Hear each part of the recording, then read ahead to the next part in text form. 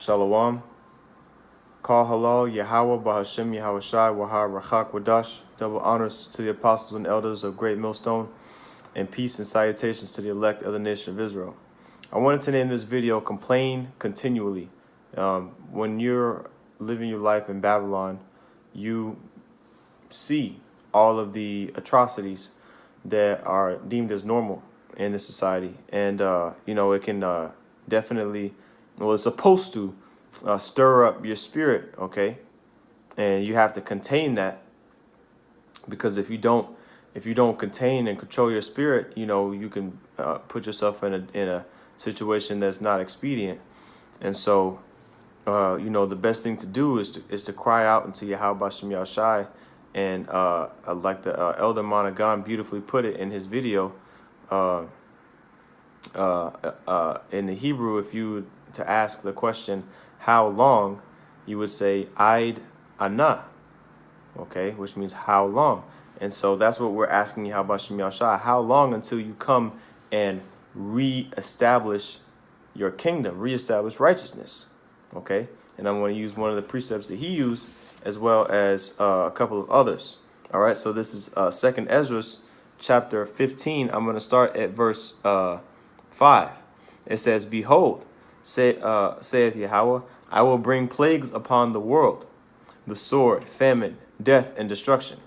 Why? Why are these plagues going to come upon the world? Why? This is the God of the Bible. Why would he want to put death, destruction, famine, and the sword? And this is not a light thing, okay? He names them all, okay? And each and every one of these are a different way to destroy you, okay? It says, verse 6, For wickedness hath exceedingly polluted the whole earth. Polluted, okay? When something is polluted, it means it's filthy, it's disgusting. It's no longer enjoyable. If you have a polluted beach, the beach before it was polluted, it was beautiful, but now it's full of trash cans. You step in the plastic, the 6-pack plastic rings. You get your foot caught in there, or you step on an open can and slice your foot open. Okay. You got all sorts of Cheeto bags. You try to make a sandcastle, and it got a Cheeto bag sticking out of it. Well, that's because of pollution. And so that's how the Most High looks at the earth. It's filthy. All right. It's unclean. Okay. It says, verse 6, For wickedness hath exceedingly polluted the whole earth, and their hurtful works are fulfilled.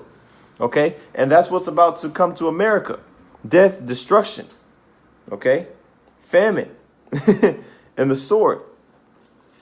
Because of America's wickedness is being fulfilled. And so it says, verse 7, Therefore saith Yahweh, I will hold my tongue no more as touching their wickedness. And that's what the men of the Lord are supposed to do. They're not supposed to hold their tongue anymore. Okay? It doesn't matter if we get persecuted for the word of Yahweh Shem Yahushai, because guess what? Our job is to push the word. So that's why it says, I will hold my tongue no more as touching their wickedness. They are profane, which they profanely commit. Okay? We're talking about 2/3. We're talking about Edomites. We're talking about heathens. Okay? Here in America, you get to do whatever in the world you want to do and get away with it as long as it's wicked. Now, what kind of sense backwards law is that, man? Okay. After camp today, tonight, it was two sodomites walking down, between the camp, swinging arms. There's one homosexual ass Moabite and an Edomite, man. And they knew what they were doing. They knew it was wicked because they're singing la la la la la. Well, guess what, man? Yahweh Shem Yahushai, he's going to get the last laugh in that day, okay? It says, which they profanely commit, neither will I suffer them in those things which they wickedly exercise themselves, okay? Because guess what? 2/3 of our people are into that homosexual, are down for that. Okay? They're not pushing that away. You see? They're condoning that. And so if you're condoning it, then that means that you're not condemning it, which means you're part of the problem. Homosexuality is an issue. Okay? It's wicked. And so it says, behold, the innocent and the righteous blood crieth unto me. All right. So back in the ancient world, you know, we would get murdered or killed for preaching and teaching the name of Yahweh Shem Shai. Well, guess what? That's gonna come back again. Okay. Because like our elders say, man, we're living in the time of the Acts. And what happened during the time of Acts? Persecution of the saints, man. Okay. Persecution of the believers in Yahweh Shem Shai, because we believe that this current kingdom is going to go down. Yahweh Shai preached and teached of a kingdom that's going to go down. Okay? Whose kingdom is that? Esau's kingdom. Is not America's Esau's kingdom? You see? So it says, behold, the innocent and righteous blood crieth unto me, and the souls of the just complain continually. And that's what we're doing, man. When we see this pathetic state, man, this pathetic place called America, this is disgusting. This is not like when you order a dish, all right, at a restaurant, and it doesn't come out the way you want. Instead, they have pork all on it. It's uncooked. You know, you order a chicken sandwich, right? And instead, you know, they put bacon on there instead of avocado. Okay, they give you shrimp instead of you know, whatever, beans or whatever. So you're gonna complain because why? This is an unclean dish. I'm not about to eat that. You know, it would be wicked to eat that. Okay?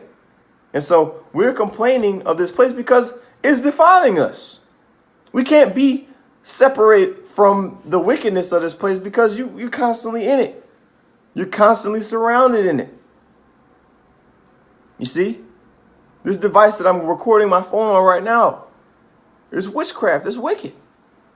You see? So every aspect of your life is surrounded in wickedness, to where you can't do anything but complain to Yahweh Shem Shai. Nah. How long?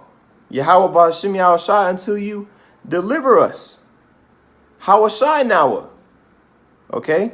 Deliver us. How long until you deliver us from this current captivity, from this current state of wickedness that we constantly, and oppression that we constantly have to face every single day, man? How long? We want to get the hell out of it. We say it all the time. If you truly want to get out of here, man, you're going to complain to Yahweh Shem Shai, Baruch Shai, Yahweh Shem Shai, Hawashai Nawa, from this captivity. Deliver us from this captivity, you know, in some way, form, or fashion. You're going to ask Yahweh Shem Shai to take you out of this wicked world, man. That's the elect's desire, to be delivered out of this wicked society. Okay? And so it says, let's see. It says, verse 9, and therefore, saith Yahweh, I will surely avenge them, and receive unto me all the innocent blood from among them. You see? And so that's what Yahweh Shem Shai is going to do. Avenge the blood of his saints. So whoever tries to do hurt unto us, guess what? It's going to reciprocate. Like when you watch that Black Panther movie, and that suit that his sister made him, okay? What did he do? He kicked the suit and it flew over across the room. She said, okay, kick it again. He kicked it again and then he flew across the room. You see? It reciprocated upon him. That which he thought was going to he was going to do to the suit, it happened to him. Well, the same thing is going to happen to Esau. You see? The same thing is going to happen to Esau. Let's see here.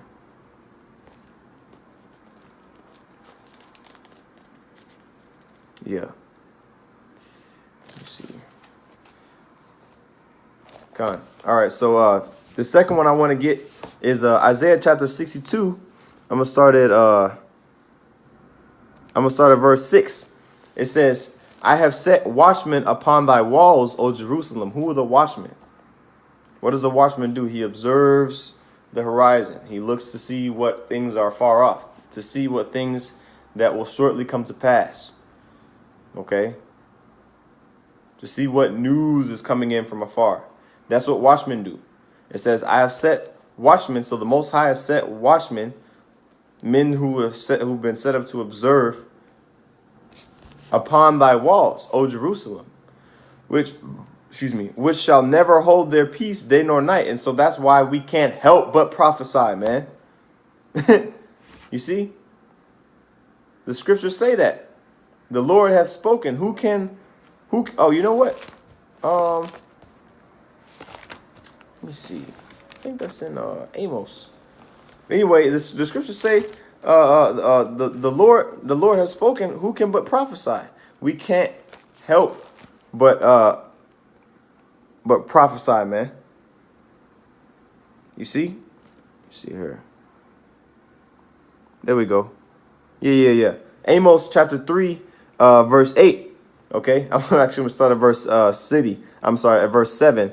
It says, surely Yahweh the Most High will do nothing, but he revealeth his secret to his servants the prophets. And the secret is the wisdom and knowledge and understanding of these scriptures in truth, man, and in completion. Okay, the 100% truth of what Yahweh Bashem Yahshai wants us to know before his son returns, man. That's the secret of the Lord. Okay, and it says, the lion hath roared. Who will not fear? Yahweh, the Most High, hath spoken. Who can but prophesy? So when you hear these words, if you're in the spirit, how can you resist prophesying, man? You see, when Saul in the Old Testament, when he heard the words of Yahweh Bashem Yahshai, because he sent messengers 3 times, I believe it was 3 times. Okay, and guess what? Every time he sent them, they couldn't help but prophesy. And then he went down there himself, and he himself prophesied, man. Okay, so the spirit of prophecy is contagious. Once you get that spirit, man, you're not supposed to let go of it. Matter of fact, I'm gonna get that in Hebrews, Hebrews chapter 2. In verse 1, it says, therefore, Hebrews 2:1, therefore we ought to give the more earnest heed to the things which we have heard, lest at any time we should let them slip.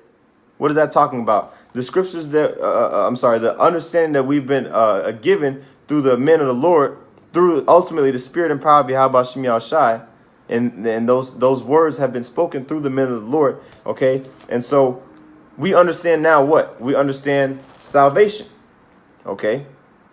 We understand what must be done on this side in order to achieve salvation, in order to receive salvation.